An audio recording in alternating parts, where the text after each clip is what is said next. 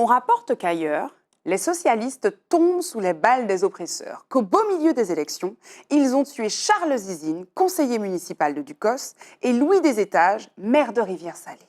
D'autres rapportent qu'ils ont entendu de Coppens prévoir le même sort pour les socialistes du Diamant. Il aurait dit « On a réglé le compte de Zizine et de Desétages à Ducos, on fera autant au Diamant ». Ça court de partout, ça parle fort, la tension est palpable, colère, effroi, colère.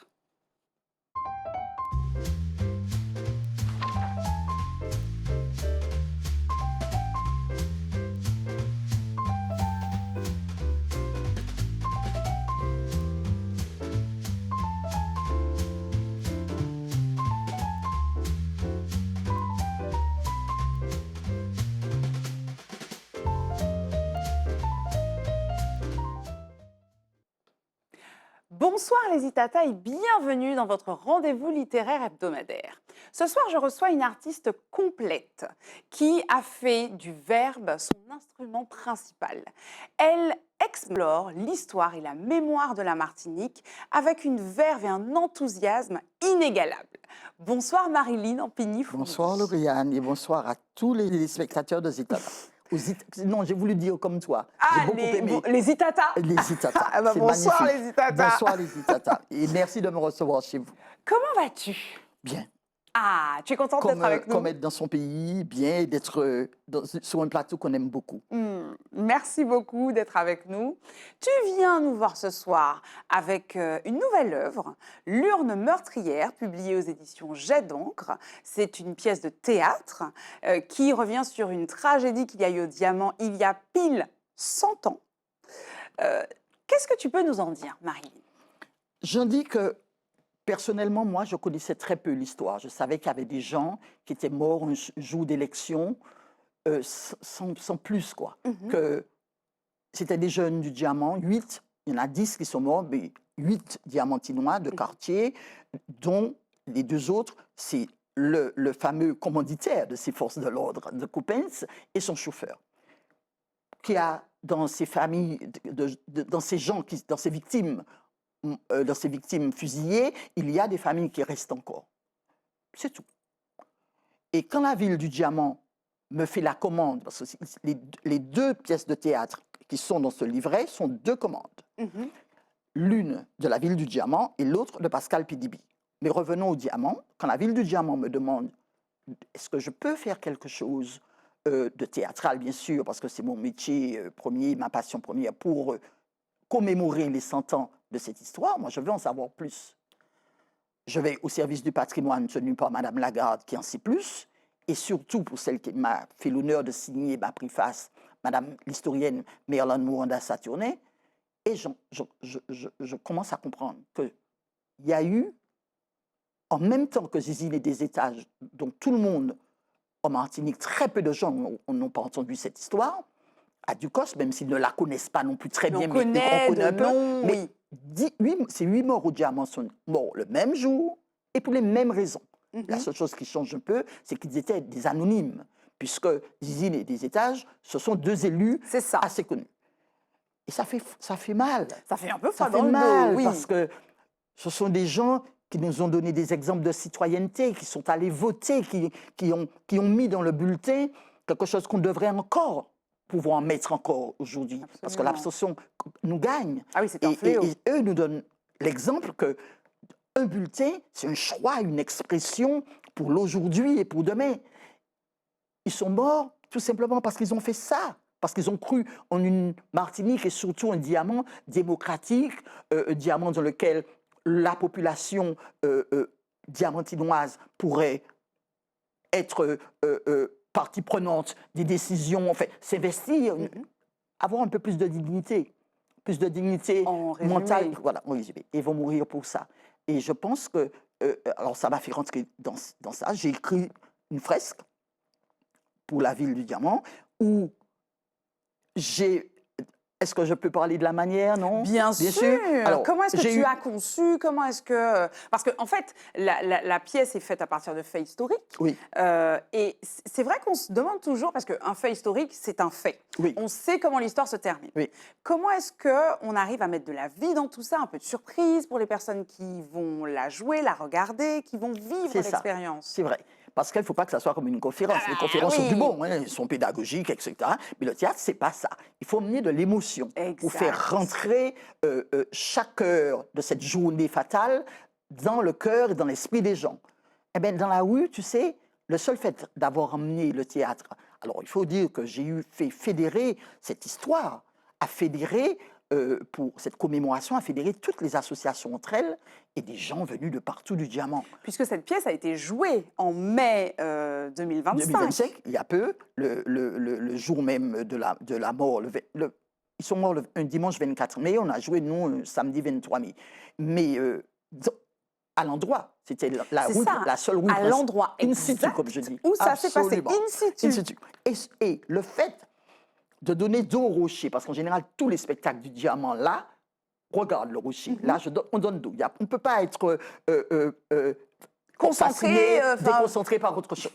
Et puis, la manière dont on a fabriqué ça, avec les comédiens, les danseurs, les musiciens, les conteurs, le centre équestre, parce qu'on a un centre équestre au Diamant, je m'en suis servi, puisque c'est à cheval, comme on était Exact, exact, à l'époque. Donc, tout ça, on a fédéré tout ça. Et le fait qu'on ait fait ça dans la rue a fait qu'il n'y avait finalement ni spectateur, ni acteur. Il y a une immersion. Ok, ok. Ça veut dire que le spectateur qui était venu regarder se trouve en train d'acheter des fruits des marchands, Exact. de regarder la messe qui se fait, de répondre à un cric et crac, puisque c'est un dimanche de fête que l'usinier de Coppens, candidat aux élections, face aux socialistes et Lario Giscon, l'usinier, tu supposes bien le pouvoir qu'il a, Exact. a payé à la commune du Diamant, puisque cette même élection a déjà été reportée au moins 3 fois. Pour C'est fraude de leur côté, fraude, bourrage d'urne, etc. Et il essaie de la faire une dernière fois et d'être maire. Donc, là, ce dimanche-là commence, ma pièce commence la veille. Ça veut dire par une campagne électorale où je fais parler de Coppens. Immergé. Oui, et c'est fait exprès parce que, comme ça, on a l'idéologie de Coppens, qui, selon moi, n'est pas une idéologie de droite, mais d'extrême droite. Une droite radicale, une droite souverainiste, une droite raciste, une droite qui est assujettie, qui exploite durement, qui est encore pas loin de l'esclavage, finalement, dans l'entre-deux-guerres de Coppens, mais en même temps avec un ton très paternaliste, pour enrober la chose. Et puis, en face, Hilarion Giscon, qui, lui, est de la gauche qui monte, qui est Et qui frais fait là-dedans. peur en même temps. Elle est frais, pas fait peur, elle est frais, parce qu'ils sentent que les pouvoirs vont leur échapper. Ils ont tous les pouvoirs, ils veulent les garder tous. Ils ont les pouvoirs économiques, le pouvoir juridique, ils veulent les garder tous.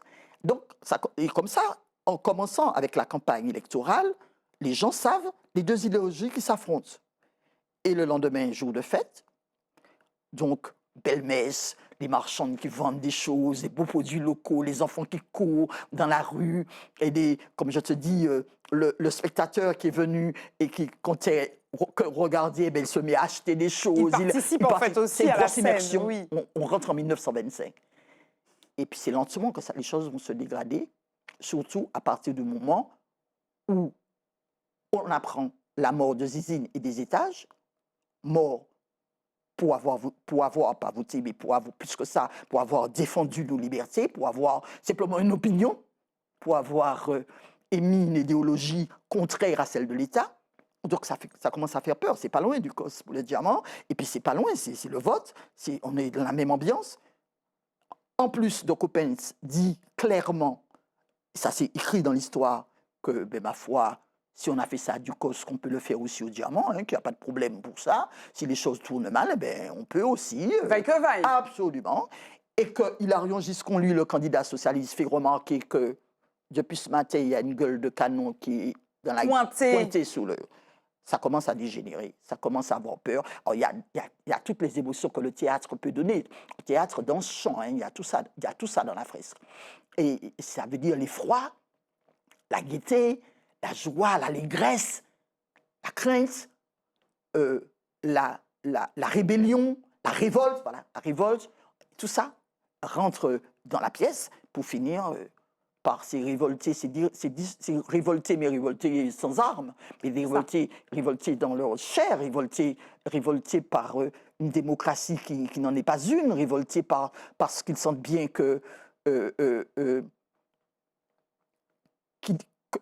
n'auront pas gain de cause, ils sentent bien que la cause martiniquaise va encore une fois être perdue. Et leur échapper, en quelque sorte. Et ça va finir par cette tragédie au beau milieu de la rue où ils vont être fusillés dans le dos et ils tirent tellement mal qu'ils tirent aussi sur le Doc Coppens qui est leur commanditaire avec le gouverneur Richard. Toi qui es diamantinoise, faut-il le rappeler, qu'est-ce que ça t'a fait ressentir comme émotion? Qu'est-ce que ça a apporté à ton regard sur ta commune, le Diamant, et de manière plus large sur la Martinique, peut-être? Alors, plein. Alors, je vais synthétiser. Disons que je sais que ma commune a des histoires comme Médard Haribo, comme le Mémorial, etc. Exact. Là, ça m'a donné une page historique et politique de ma commune qui est forte, qui est de l'ordre de l'exemple, comme je te dis, de citoyenneté et de démocratie qu'elle a donné de façon... Et puis, ça nous donne tous une énergie forte parce que c'est une histoire, comme je t'ai dit, qui est méconnue. Pourquoi est-elle méconnue? Pas seulement parce que ce sont des gens, des citoyens lambda, mais parce que l'État, en plus de les avoir tués, a longtemps couvert leur corps de diffamation, de mépris, au point que leur famille avait honte même aussi d'eux, parce qu'elle a laissé croire, ayant tous les pouvoirs, elle a laissé croire, pour échapper aussi elle-même à la possible justice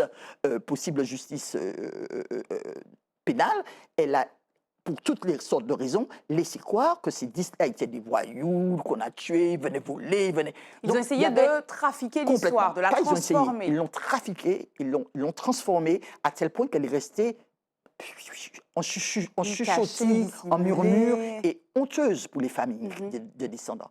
Alors nous, pas moi seulement, nous tous, musiciens, comédiens, des enfants comme les grands, on a eu cet honneur de défendre cette page d'histoire et de défendre ces victimes et les sortir de l'oubli et tenter, j'espère, de leur donner la dignité qu'ils n'auraient jamais dû perdre. Et c'est aussi un formidable outil pédagogique. Parce que c'est vrai que quand on suit le cursus scolaire, au collège, au lycée, on est amené à étudier du théâtre, des pièces de théâtre. En avoir une qui soit de chez nous, qui parle de notre histoire en tant que Martiniquais, Martiniquaise, c'est aussi une manière de plus s'y intéresser et de la voir différemment aussi peut-être. Ah, moi, je pense que j'ai apporté une petite pierre, oui. Moi, en écrivant, et nous tous en la jouant, nous avons apporté une petite pierre à l'édifice de cette page historique. Et j'espère que, bien sûr, qu'elle ne pourra pas être montée comme je l'ai fait, heureusement, mais qu'elle peut être montée de façon différente, je l'espère. Ça me ferait à la fois un plaisir, il faut être honnête, plaisir personnel d'auteur, mais un énorme plaisir de diamantinoise et de martiniquaise. Et elle pourrait aussi servir de base à une nouvelle, par contre j'y pense déjà, un peu plus longue, et puis aussi à des documentaires. Comme les conférenciers, nous, de notre côté, nous avons mis une petite pierre à l'édifice de cette histoire qui mérite d'être connue, mérite d'être étudiée, mérite d'être transmise et mérite que ces victimes-là soient des exemples à jamais pour nous. Absolument. Et il y a aussi une seconde pièce de théâtre qui est consacrée à une grande dame de la culture et de la musique martiniquaise, Madame Léona Gabriel, qu'on connaît tous, et dont on va écouter un petit extrait. On écoute Maladie d'amour. Reprise par Henri Salvador. Reprise par Henri Salvador, qui d'ailleurs se disputait avec elle les droits. Et il y a également donc Fernand Donatien qui a consacré une magnifique chanson à Léona. On l'écoute. C'est presque une biographie. C'est ça. C'est juste numéro 1 qu'on entend. Alors, on a envie de danser. Tu me disais, avait, de manière originelle, été interprété par Gertrude Il me Stein. semble, oui, qui était Fernando Nassia était l'un de ses compositeurs favoris. Ils avaient un lien Exact, très particulier. de muse, d'artistes muses, et il composait beaucoup pour elle. Il me semble que c'était elle. Et cette commande t'a été faite par Pascal Pidibi, grande artiste aussi. Qu'est-ce que... Je lui Oui. en serai reconnaissante éternellement parce que j'ai toujours aimé Léona. Moi, je trouve difficile qu'une femme qui aime la musique martiniquaise ne puisse pas aimer Léona parce qu'elle nous donne tellement de vaillance, tellement d'exemples de courage, de combativité et en même temps d'humour que c'est difficile pour moi. Et puis le swing et tout ça. Mais c'était tout, je m'arrêtais à ça, Oui. à la compositrice, à tout ce qui est musique pour elle, tous ses balles, tout ce qu'elle a. Et Pascal me dit, non, ça va dans sa vie, parce qu'elle me la raconte, elle la connaît, mais comme une historienne peut connaître. Elle a une vie exceptionnelle, cette femme, qu'on connaît peu. Déjà, Lauriane, cette femme n'aurait jamais... Déjà, seule femme musicienne à cette époque, dans un groupe exclusivement d'hommes, tu me dis que ça te rappelle après Justine Béroir de Cassab. Exactement, dans Cassab, mais c'est imagine vrai. un siècle avant, comment c'était redoutable. Impressionnant. Mais je vais te dire déjà, cette femme de classe, elle n'avait pas des moyens, mais elle est née dans une classe bourgeoise. Dans un milieu aisé, c'est ça. Elle est née d'un milieu aisé, couleur Wayaya et Milatrice. Elle n'a pas sa place là. Toute l'histoire sociale veut qu'elle soit chez elle, dans des salons feutrés, etc. À élever des enfants et être la femme d'eux. Et elle va casser tout ça. Elle va dire non, je ne veux pas de cette vie-là. Elle ne le dira pas, elle le fera. C'est merveilleux, c'est un très bel exemple. C'est-à-dire on ne dit pas, on fait. Elle fait. Ses parents morts, elle part travailler très normalement, alors que c'est pas la coutume pour l'époque, et encore bien moins pour celle de sa classe. Donc on est marqué par les classes sociales à cette époque-là. Tout à fait. Et elle va travailler en Guyane, où après le travail, elle va surtout danser les traditions martiniquaises sur les plateaux guyanais. Ensuite, on n'a pas pu faire tout ça à la Triomphe parce qu'on n'a pas eu les moyens, mais on donne quand même avec la conteuse ce parcours-là. C'est beaucoup aussi de voyager autant à cette époque. À cette époque, pour une femme. Elle est extraordinaire. Et après la Guyane, elle va... là où dans la Caraïbe. Non, là où on fait... C'est Panama moins. À Panama, puisque là on fait le canal, tu imagines économiquement, le Panama est en ébullition, il y a plein d'emplois qui se créent, il y a plein de... Et puis il y a une vie particulière. Elle va là-bas, pendant qu'elle est secrétaire, le soir, elle commence à chanter. Elle retourne en Martinique, où là, elle chante et elle est applaudie de partout, elle a une gouaille, elle a quelque chose, et puis... C'est son écriture, ses textes sont magnifiques. Il raconte nos vies, il raconte nos grèves, il raconte nos amours et nos désamours, il raconte tout ça. La société. Exact. Et elle va avoir son gros poil, il faut le dire, avec, fortement, avec un pilotin comme elle, puisqu'elle est de Rivière-Pilote, et elle va partir à Paris, après Paris, les grands bals. Et par exemple, elle est mariée à une... Tu vois, j'ai pas bien retenu ma leçon, alors que c'est dans le livre. Mais enfin, on le trouvera. Il faut l'acheter, ce livre. Il faut le prendre, il faut le garder, il faut transmettre. Elle va se marier à un homme, en tout cas, qui est compositeur de l'époque. C'est de Lesseps qui m'empêche de trouver. Et ça, c'est à Panama. Mais qui est compositeur de l'époque, disons, pour évaluer, disons que je me marie Jean-Jacques Goldman il y a 10 ans. J'ai tout. D'accord. Donc quelqu'un, oui, de très impactant et un gros mordant de la scène de l'époque. Merci. Eh bien, à un moment donné, elle s'ennuie. L'amour ne suffit pas. Et puis les salons feutrés mondains où elle rencontre je ne sais pas qui. Non. C'est une vie déjà qu'elle avait refusé, à laquelle elle avait refusé déjà de se soumettre. C'est ça. Donc elle marque encore le même refus. Même aimant son mari, le nom va me revenir, mais imaginons ça, imaginons un grand compositeur qui écrit pour les plus grands qui sont en vogue à ce moment-là. Eh bien, elle va décider de n'en faire qu'à sa tête. Et à sa tête, c'est retourner dans les balles. Avec Stélio, Léardé, etc., etc. Et là, elle prend son envol. Elle rayonne dans Paris. Paris s'illumine de sa béguine.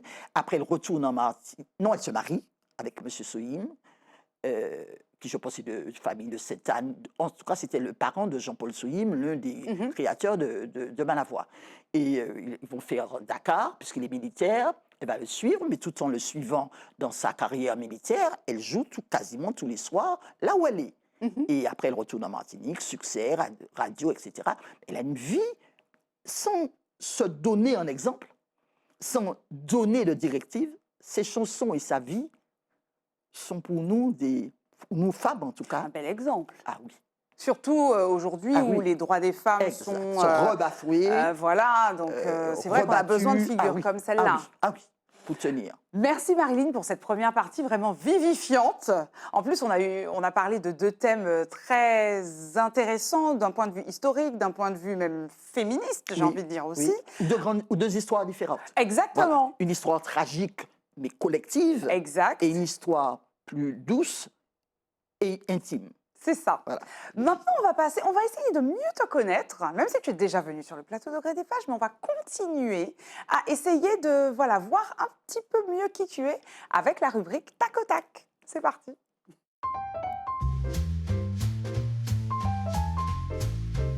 Nous sommes de retour, les Itata, pour la rubrique Tac au Tac. Vous connaissez le principe. On voit si Marilyn s'en souvient. L'idée, c'est quelques questions posées du tac au tac, et tu me réponds sans vraiment prendre le temps d'y réfléchir avec ce qui te vient tout de suite. Je réfléchis jamais de toute façon. Ah Alors, du coup, on commence. Quelles caractéristiques de Léona retrouve-t-on dans ta personnalité? Ça gouaille. Ah oui, là, ça, on ne peut pas le nier. Son humour, quoi. Oui, malgré tout. Envers et contre tout. Envers et contre tout. Vaille que vaille. Vaille que vaille. On oublie ça avant, oui, non. Qu'est-ce qui nourrit ta créativité, ton envie de faire encore et encore? Alors, ça a toujours été des choses que j'aime, ça a toujours été des choses que je veux partager avec le lecteur ou avec le spectateur quand il venait me voir au théâtre. Et là, depuis que j'ai eu ces deux commandes, c'est vrai que l'écriture me convient mieux. Peut-être là, je m'assagis, et puis la page blanche ne me répond pas de bêtises, elle ne me dit pas de conneries, elle me dit que c'est pas bon, mais sans plus, quoi. Elle ne m'humilie pas, je ne rentre pas en conflit avec elle. Donc j'ai de plus en plus envie d'écrire et de plus en plus sous l'histoire, par exemple, que Lune meurtrière devienne une nouvelle. On fait de plus en plus envie d'écrire et que je pense qu'en 2026, si Dieu le veut, le permet, je me retrouverai de nouveau à écrire. Ah, eh bien, nous nous ferons un plaisir de te recevoir. Le temps nous manque un petit peu, alors je vais conclure cette rubrique avec de la musique. Quel morceau te fait te lever et danser? En ce moment, je n'ai pas de morceau qui me fait me lever et danser. J'ai un morceau qui m'émeut tellement que je n'arrive pas à me lever pour danser. Ah oui, c'est lequel? C'est Nous là de Kélia Poulain. D'accord. Voilà. Voix magnifique. Magnifique. Chanteuse aussi. Et compositrice et aussi. Compositrice, et parolière aussi. C'est vrai, c'est vrai. Et cette chanson est bouleversante à la fois de joie, parce que celui qui est derrière ou celle qui est derrière toi te dit tellement de belles choses pour te relever et t'aider à continuer, mais en même temps, elle n'est pas là. Voilà, c'est ambivalent. C'est ambivalent. Et j'aime cette ambivalence. J'ai toujours aimé les choses pas très pas tranchées. Sauf quand j'ai ma parole, l'amitié, quand j'ai fait de la politique parfois, quand ça m'a été donné de le faire. Mais dans les émotions, voilà, dans les émotions, j'aime l'ambivalence. Ah, c'est beau de finir cette rubrique comme ça. Et j'aimerais savoir ce que tu souhaites à ces deux magnifiques pièces de théâtre que tu as écrites. Comment est-ce que tu les imagines continuer leur petit bout de chemin? L'une, comme je te l'ai dit, peut-être en faire un documentaire, moi j'en ferai une nouvelle. Peut-être que quelqu'un l'apprenne, c'est une urne, prenne cette nouvelle et fasse quelque chose avec, ou une pièce encore, une pièce plus réduite que la phrase, je ne sais pas. Elle est libre de droit. Ah.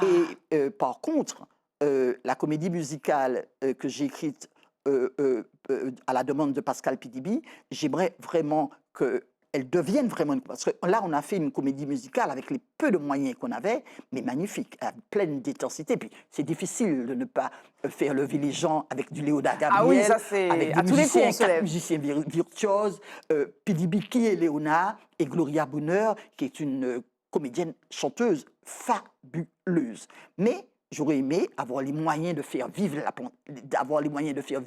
la plantation de Gabriel Rivière-Pilote à cette époque. J'aurais aimé faire vivre les bals, parce que chaque bal définit aussi une époque et définit aussi un lieu. Les bals en Guyane n'étaient pas les bals de Paris, les bals de Paris n'étaient pas les bals du carnaval à Saint-Pierre. Donc ça nous a manqué.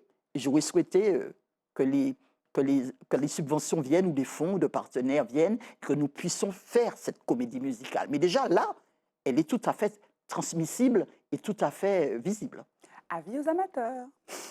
Merci beaucoup, Marilyn. C'était comme d'habitude un plaisir, mais tellement. Moi, j'adore te recevoir. J'aime beaucoup discuter avec toi. Tu as une énergie, comme je le disais en introduction, tu as une verve. En fait, tu nous emmènes avec toi. On pourrait t'écouter des heures et des heures et des heures. Donc, merci infiniment pour ça. C'est moi. Et puis, on se dit à 2026 avec la nouvelle. Absolument. Merci. Merci beaucoup, les Itata. Je vous laisse et je vous dis à très bientôt pour de belles, très belles aventures littéraires.